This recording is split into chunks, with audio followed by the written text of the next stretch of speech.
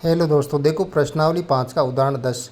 फूलों की एक क्यारी की पहली पंक्ति में 23 गुलाब के पौधे हैं, दूसरी पंक्ति में 21 गुलाब के पौधे हैं, तीसरी पंक्ति में 19 गुलाब के पौधे हैं इत्यादि।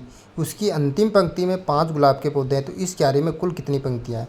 देखो दोस्तों, नीचे जो है मैं पंक्तियों में गुलाबों के पौधों की संख्याओं की एक सूची बना लेता हूँ। 23, 21, 19, 5 दोस्तों। अब मैं चेक लेता हूँ ये सूची एपी है या नहीं, यानी कि D1 बराबर A2 माइनस A1 ये सूत्र होता है D1 का। तो 21 में से मैं 23 घटा दूंगा तो मेरे पास कितना आ जाएगी, यहाँ पर आ जाएंगे -2। अब मैं निकालूंगा D2 का जो सूत्र होता है वो होता है A3 माइनस A2। A3 है यहाँ पर 19 और -A2 क्या है -21 हो जाएगी बराबर -2। यानी कि D1 और D2 दोनों का जो मान है मेरे पास क्या आया दोस्तों, बराबर आया। इसका मतलब क्या है, ये सूची जो है ये क्या है, AP है। अब जो है यहाँ पर लिख लूँगा कि उपरोक्त जो सूची है दी गई है हमें, ये क्या है, ऊपी आता है। उपरोक्त सूची एक एपी है, मैंने यहाँ पर लिख दिया। तो ऊपर जो सूची है उसको एपी के रूप में लिख लूँगा मैं 23, 21, 19, 5 दोस्तों। अब देखो ये एक एपी है, तो एपी का जो पहला पद है वो यहाँ पर 23 है। और डी सार्वंत्र कितना है हमारे पास, -2 आया, तो डी बराबर -2 आ जाएगा यहाँ पर। और अंतिम पद क्या है यहाँ पर, 5 है दोस्तों। AN से दर्शाते हैं अंतिम पद को, तो AN बराबर यहाँ पर हो गया 5 दोस्तों।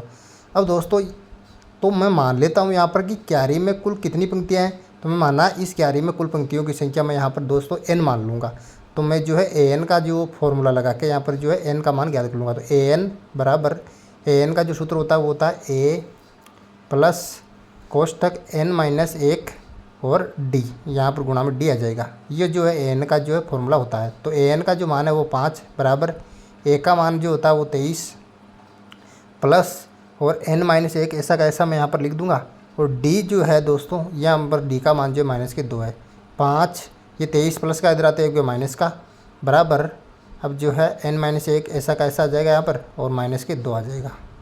अब देखो -23 में से 5 गए तो -18 आ गए बराबर n-1 ऐसा का ऐसा और -2 यहाँ पर गुणा में आ जाएगा। अब देखो यहाँ पर n-1 बराबर ये -18 यहाँ पर उतार दूंगा और -2 उधर गुणा में था, इधर हो जाएगा भाग के अंदर।